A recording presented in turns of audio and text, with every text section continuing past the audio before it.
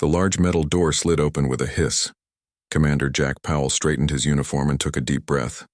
This was it. First contact with alien life. After decades of sending signals into space, the aliens had finally answered. They called themselves the Galactic Conclave, a union of 23 different species from across the stars. Jack walked into the meeting room aboard the massive alien ship that hung in orbit above Earth. 6 strange creatures sat around a curved table. 2 looked like tall birds with colorful feathers and sharp beaks. These were the Threll. Next to them sat 3 reptile-like beings with scales and 4 eyes each.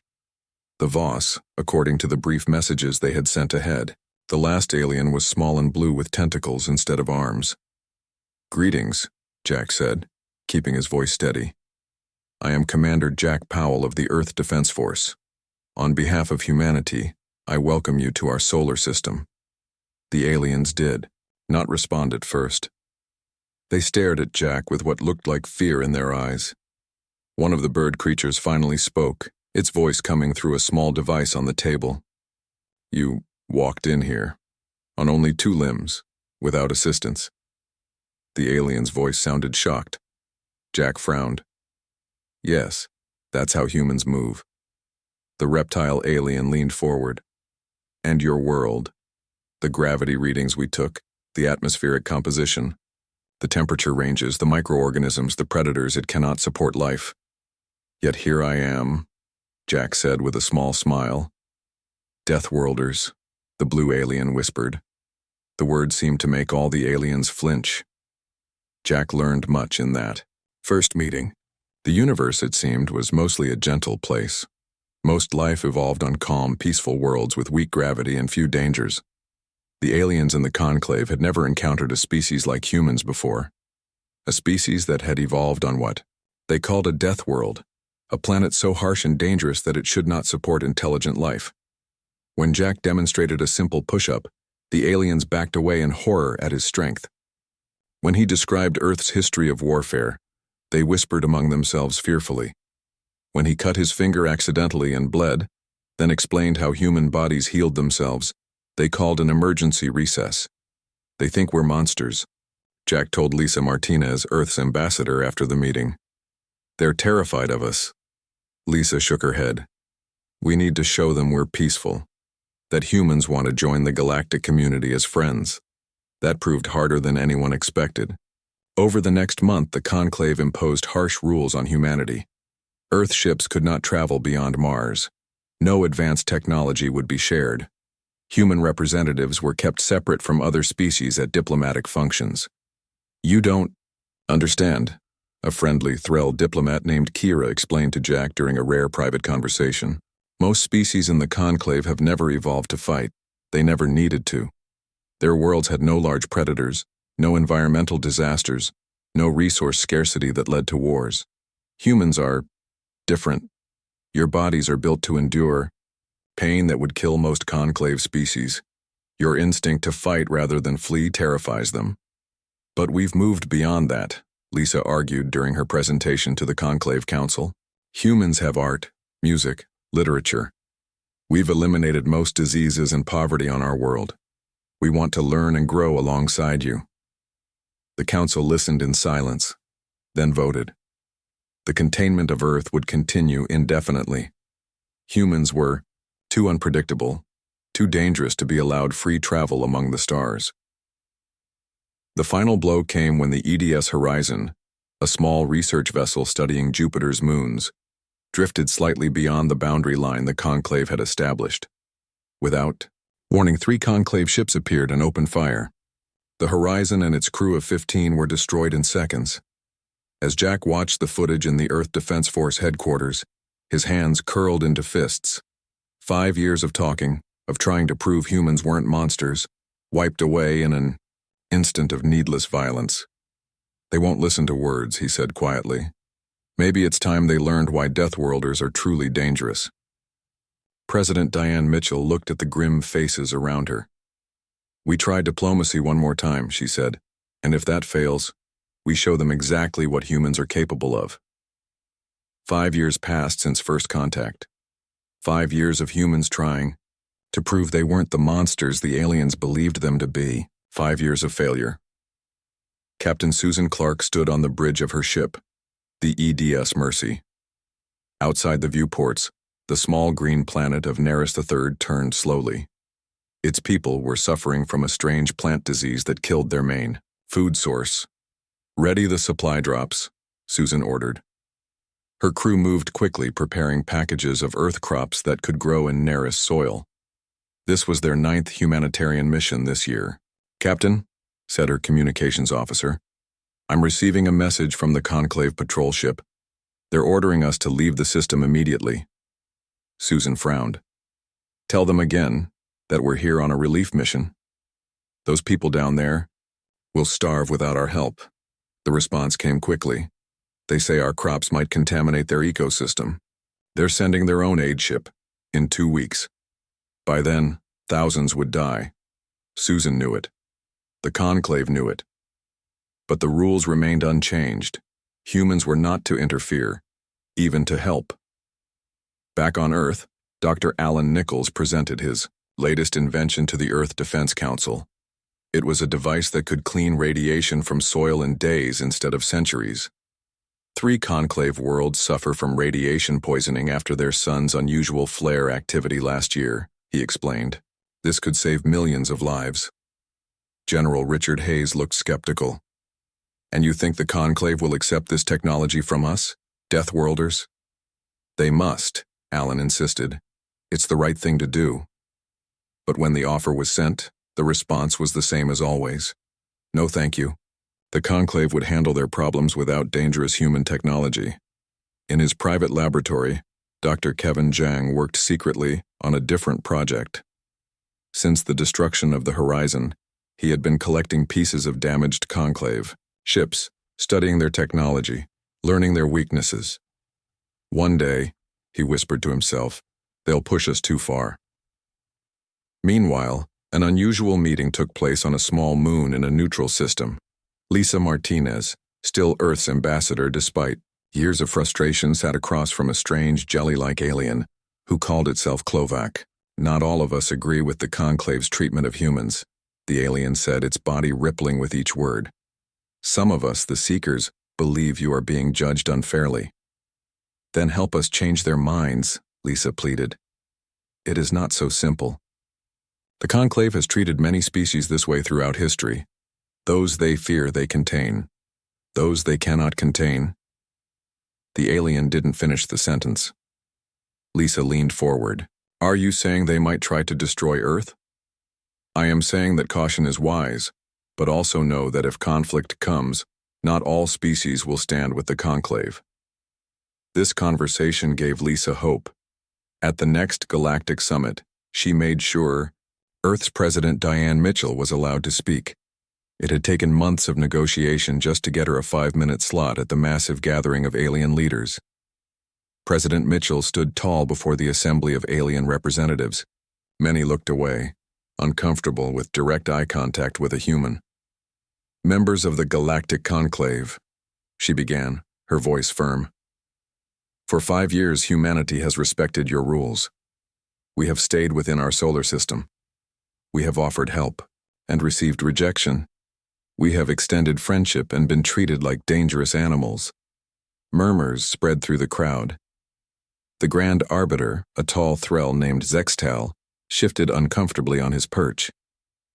"We ask not for special treatment," Diane continued, "but for equal treatment. We are not the monsters you fear. Enough."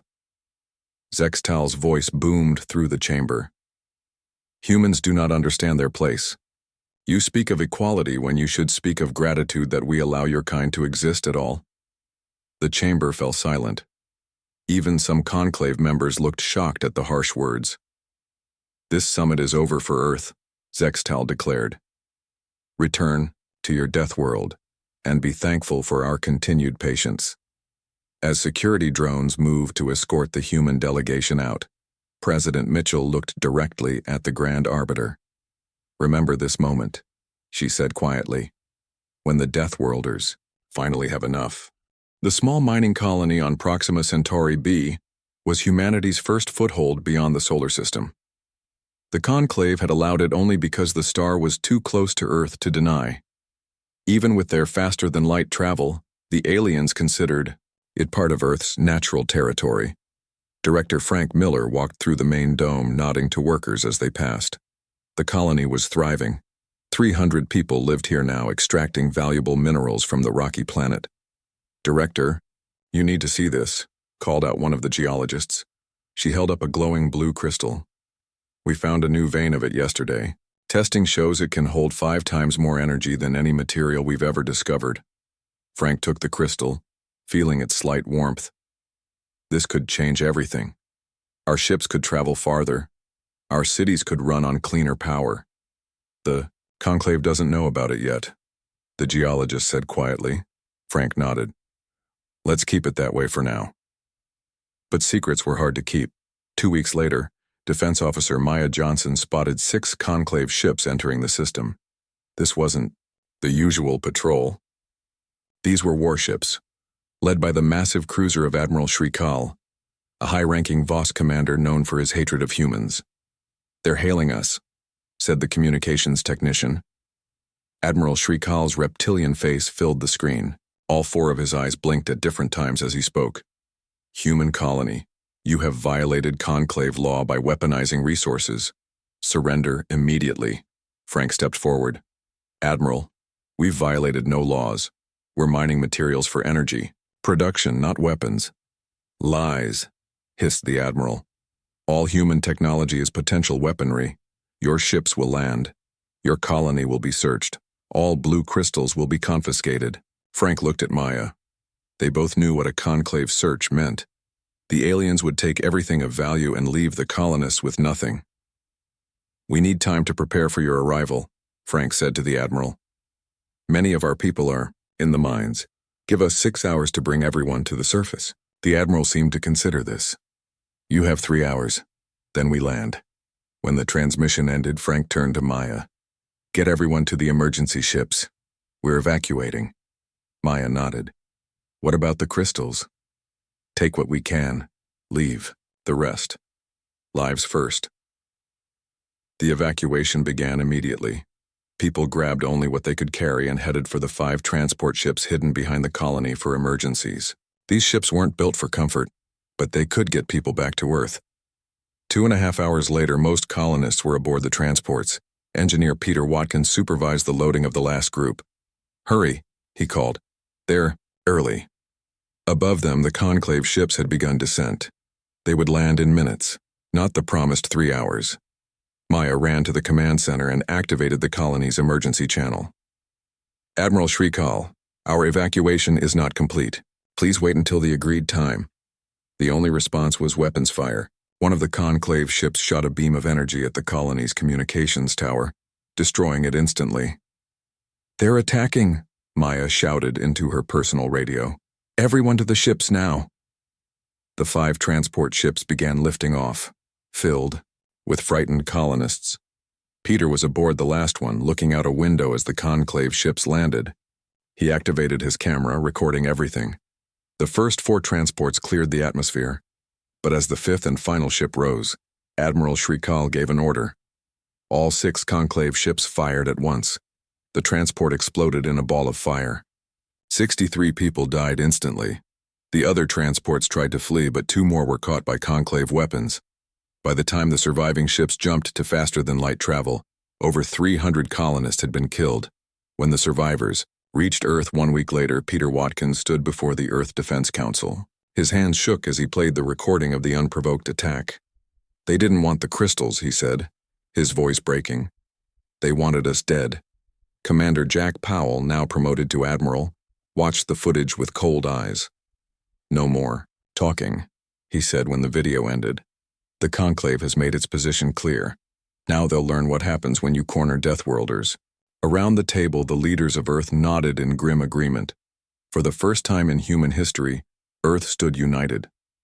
The footage of the Proxima Centauri massacre had been shown on every screen across the planet. Old enemies became allies. Former rivals shared resources. Every nation joined the newly formed United Defense Force. Admiral Jack Powell stood in the massive underground war room beneath what was once the United Nations building in New York. Around him, military leaders from every major nation looked at the huge holographic display of the solar system. "The Conclave believes humans are weak because we fought each other for centuries," Jack said. "They're about to learn that those centuries of conflict taught us more about warfare than they could ever imagine." Secretary of Defense Olivia Garcia stepped forward. A former engineer before entering politics, she had been working around the clock since the massacre. "Every factory on Earth has been converted to produce what we need," she said. "Shipyards in orbit are building our fleet. We've adapted civilian spacecraft for military use while the new warships are completed." General Richard Hayes nodded in approval.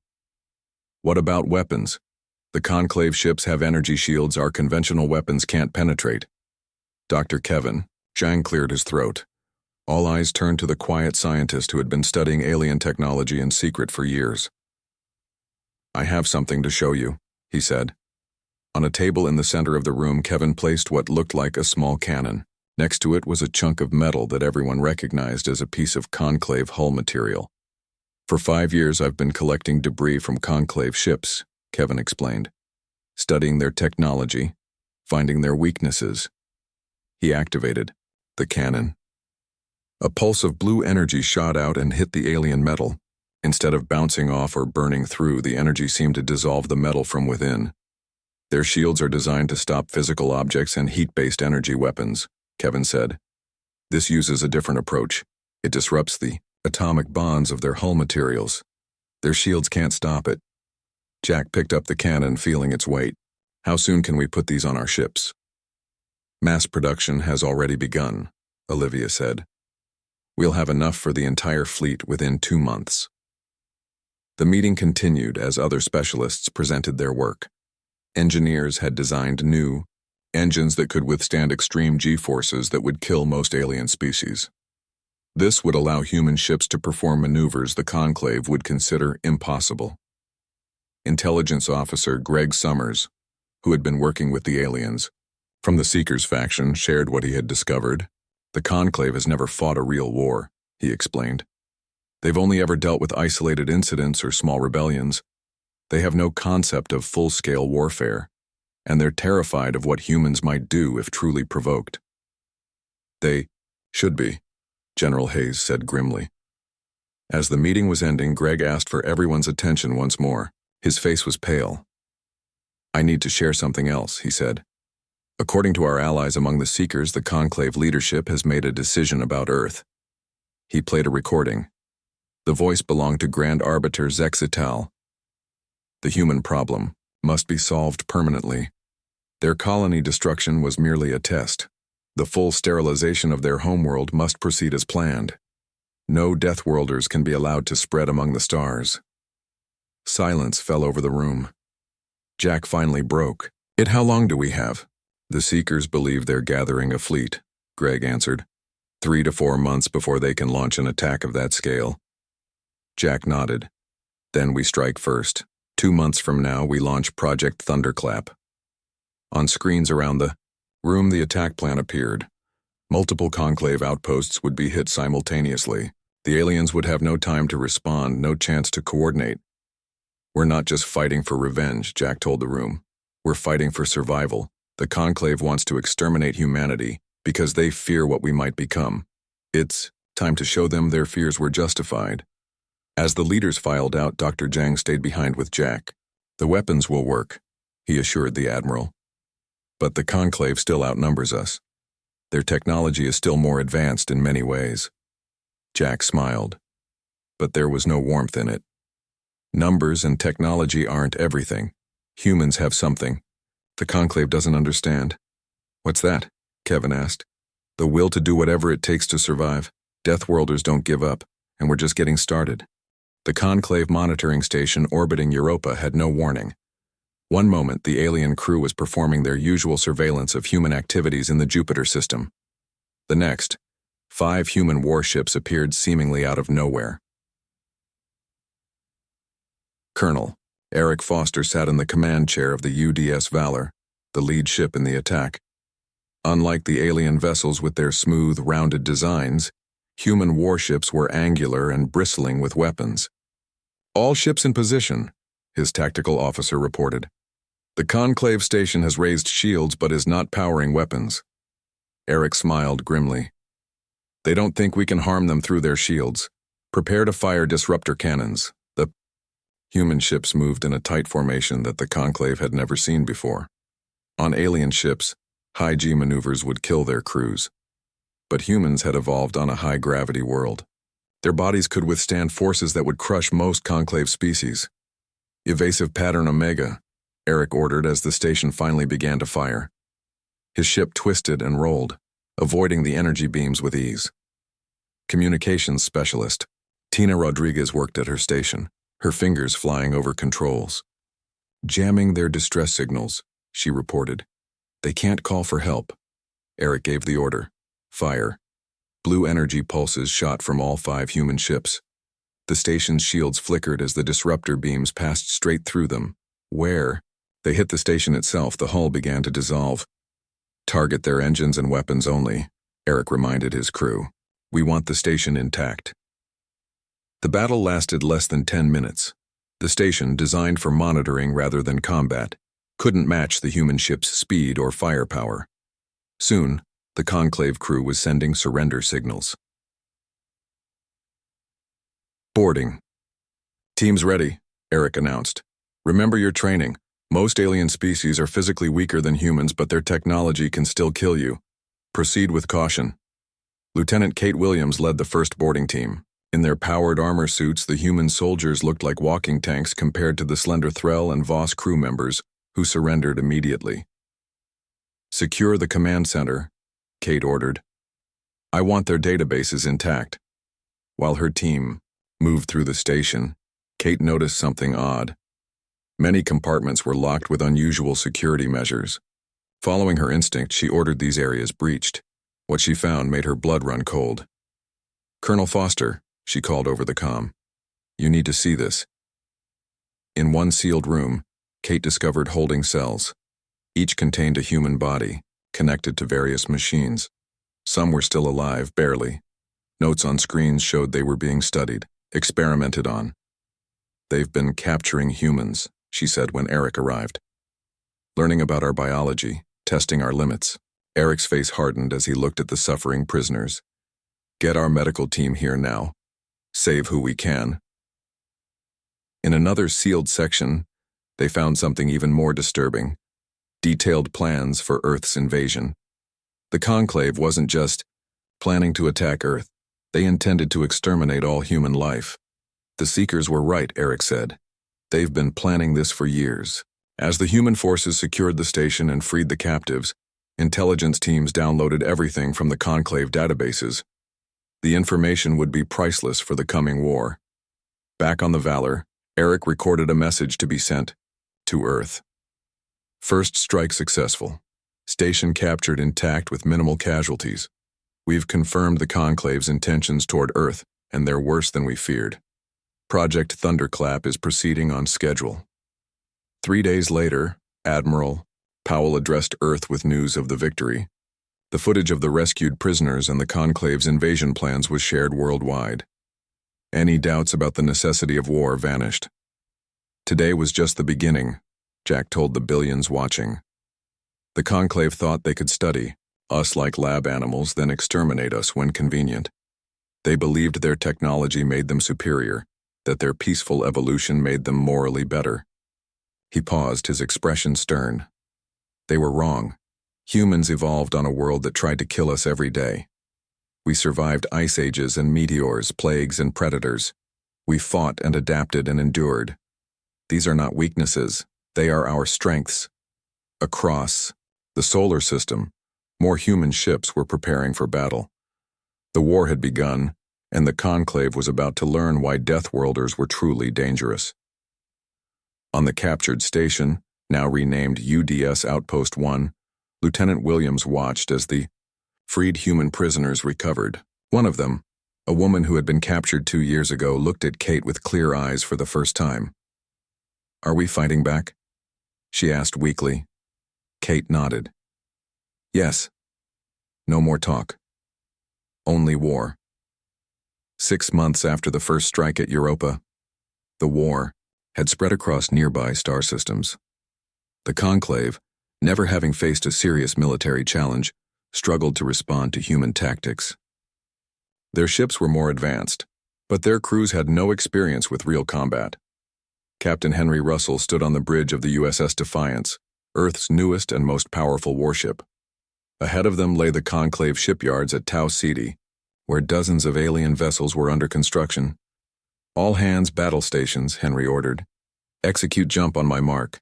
The Defiance and its escort of 5 smaller ships vanished from their hiding place behind a moon and reappeared just outside the shipyard's defensive perimeter. Before the Conclave could react, the human ships were already firing their disruptor cannons. "Target the construction frames first," Henry said. "Then the power stations." His tactical officer nodded. "Yes, sir." Firing solution locked. The human warships moved with a speed and precision that stunned the Conclave defenders. Where alien crews would be crushed by such maneuvers, humans only survived the high G-turns but thrived on the adrenaline rush. "Sir, we have Conclave ships launching to intercept," reported the sensor operator. "Let them come," Henry replied. "Springing the trap is your call, Lieutenant." The young officer grinned. "Yes, sir." As the Conclave ships moved to attack the human squadron, they failed to notice 20 small objects that had been released during the initial assault. These were the newest human weapon, autonomous hunter drones equipped with disruptor technology. When the Conclave ships were fully committed to the attack, the drones activated. They swarmed the alien vessels, bypassing shields and targeting engines and weapons. Half the Conclave fleet was disabled before they could fire a single shot. Back on Earth, War Master Grix of the Voss led the Conclave's only successful counterattack. 10 massive battleships appeared in Earth orbit, launching devastating weapons toward the planet. They met a surprise. In the months since the war began, Earth had built orbital defense platforms armed with technology reverse-engineered from captured Conclave ships. The alien attack was met with a wall of fire that destroyed 7 of the 10 ships immediately. War Master Grix, watching from his command ship, couldn't understand how his carefully planned attack had failed so completely. "Impossible," he hissed to his crew. "Their defenses should not be this advanced." A message played on all Conclave frequencies. It was Admiral Powell's voice. "War Master Grix, you thought we were savages. You thought we could not match your technology. You were wrong. Retreat now, or be destroyed like the others." Grix ordered a withdrawal, his four-eyed gaze burning with hatred for the humans who had humiliated him. Across the galaxy, the news of human victories spread. Klovak, leader of the Seekers faction, addressed a secret gathering of representatives from species who had suffered under Conclave rule. For centuries, the Conclave has called themselves the Guardians of Peace, the gelatinous alien said, body rippling with emotion, but they have been oppressors, keeping lesser species contained and controlled.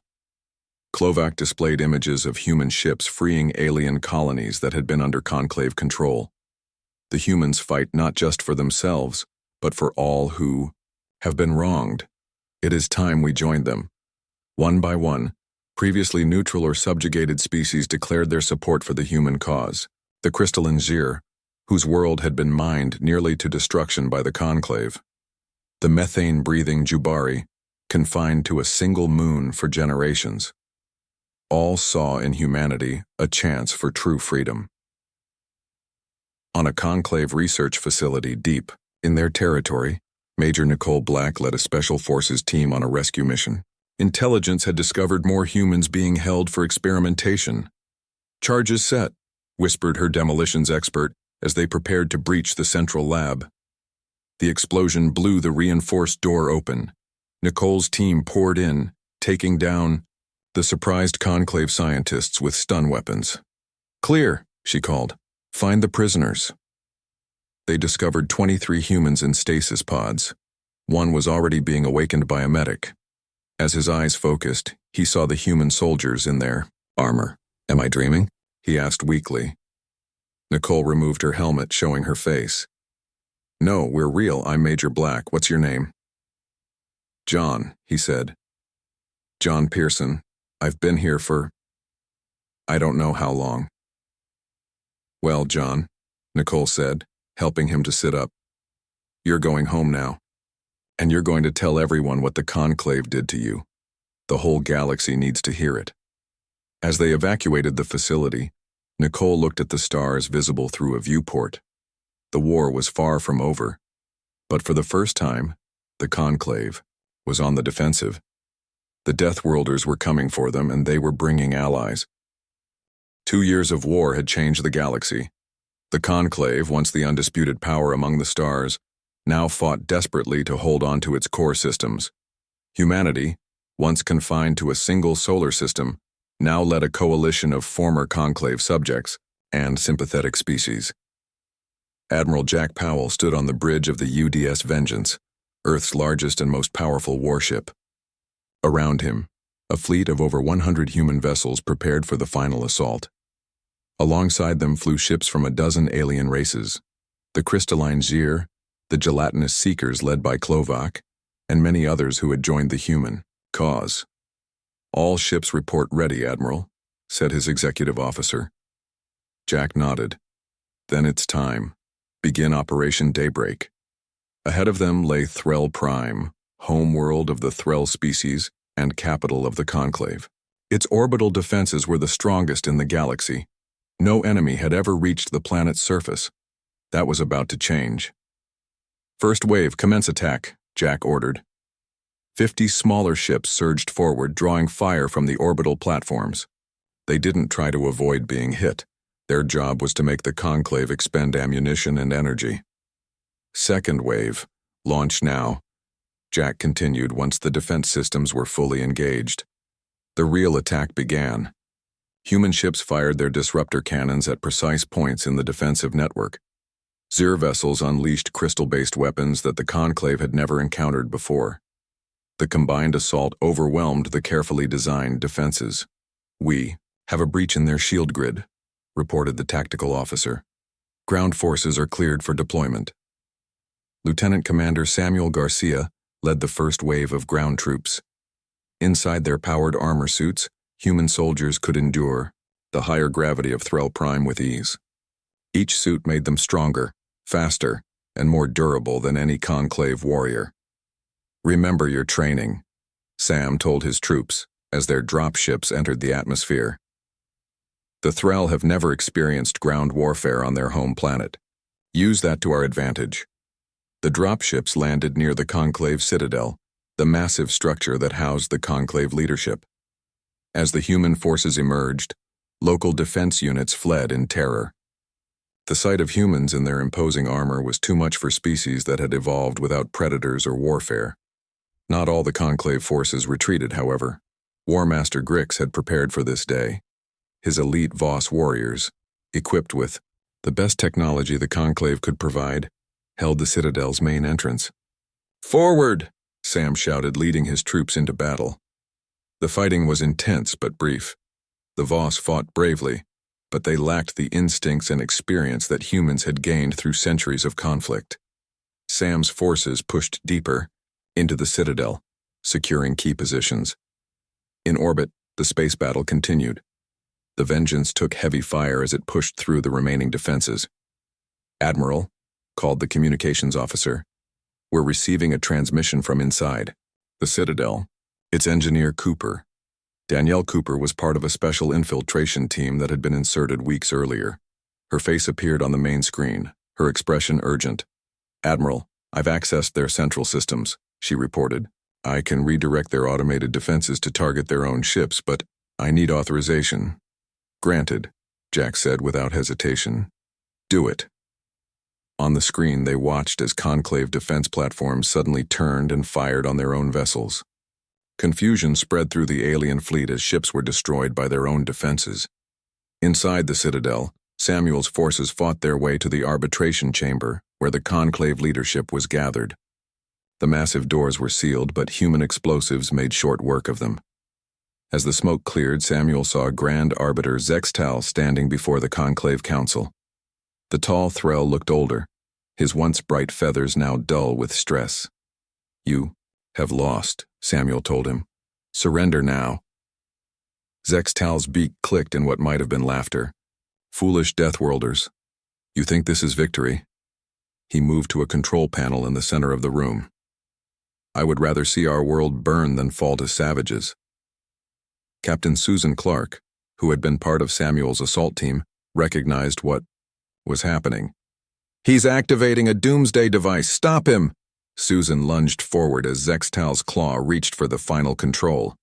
She tackled the much larger alien, both of them crashing into the panel. Warning lights began to flash throughout the chamber. "Everyone out!"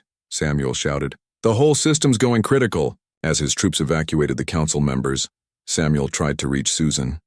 She was still struggling with Zextal near the now sparking control panel. "Go!" she shouted to Samuel. "I can still stop this." The last thing Samuel saw before the doors closed was Susan smashing the control panel with her armored fist as energy discharges surrounded her and the Grand Arbiter. Outside, the ground shook, but the expected explosion never came. Whatever Susan had done had prevented full activation of the device. In orbit, Admiral Powell received the news of their victory and of Susan's sacrifice. "The Conclave leadership has surrendered," Samuel reported. "But we lost Captain Clark. She saved the planet, sir." Jack closed his eyes briefly. "She saved more than that, Commander. She saved our humanity." The Grand Arbitration Hall had been rebuilt since the battle that ended the war 6 months ago, where once only Conclave leaders were allowed to speak. Now representatives from 24 species gathered around a circular table. No species sat higher than another. No voice carried more weight. Admiral Jack Powell, wearing his formal uniform instead of battle armor, stood before the assembly. The room fell silent as he prepared to speak. 3 years ago, humanity was confined to our solar system, labeled as dangerous Deathworlders, he began. "Today we stand among the stars as equals, not conquerors, not rulers, but partners in a new beginning." Many expected humans to take revenge after the Conclave's unconditional surrender. The aliens who had oppressed humanity and so many others now waited fearfully for their punishment. It never came. "Humans know the cost of war better than most," Jack continued. "We spent centuries fighting each other before we learned better ways. We will not repeat the Conclave's mistakes." Instead of extermination or enslavement, Earth had proposed the Terran Accord, a new alliance where all species would have equal rights and representation, where technology would be shared, not hoarded, where no world would be labeled a death world and its people feared for their natural abilities. President Diane Mitchell, who had once been humiliated before the Conclave Council, now led the formation of the new galactic government. She worked closely with Klovac and other former lesser species to ensure no one would ever be treated as inferior again. "The true strength of any civilization," she told the assembly, "is not in weapons or technology. It is in how we treat those different from ourselves." On a newly established joint colony world named Hope, Maya Johnson watched human and alien children playing together in a park. As one of the survivors of the Proxima Centauri massacre, she had seen the worst of what fear and hatred could do. Now, as a diplomatic liaison, she worked to build understanding between species. Near the center of the park stood a memorial. It listed the names of all who had died at Proxima Centauri, alongside the names of Captain Susan Clark and others who had given their lives to end the war. Below the names was a simple message, that others might live in peace.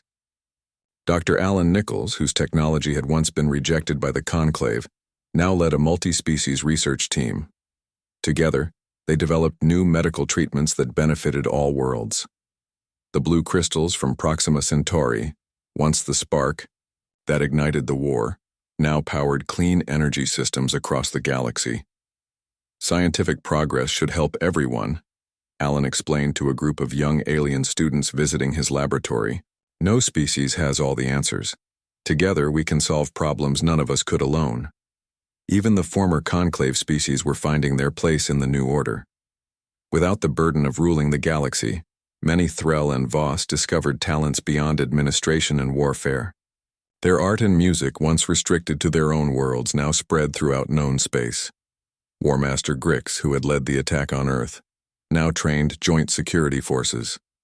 His knowledge of tactics, combined with human experience, created protection for all worlds against whatever unknown threats might exist beyond explored space. The Deathworlders taught us that strength comes in many forms. Grix told his mixed species trainees, adaptation, determination, the will to endure, these are lessons worth learning.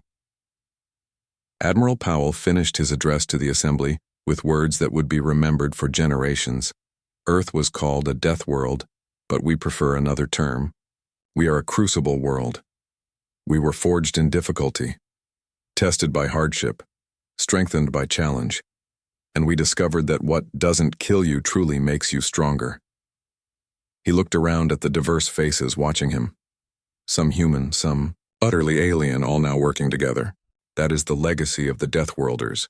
Not conquest, not destruction, but the unbreakable determination to build something better, no matter the obstacles. And now that the talking is done and the war is over, our real work begins. The assembly rose in applause. A new age had begun among the stars. An age built not on fear of differences, but on respect for them. Not on containment and control, but on cooperation and growth. Humanity had fought for its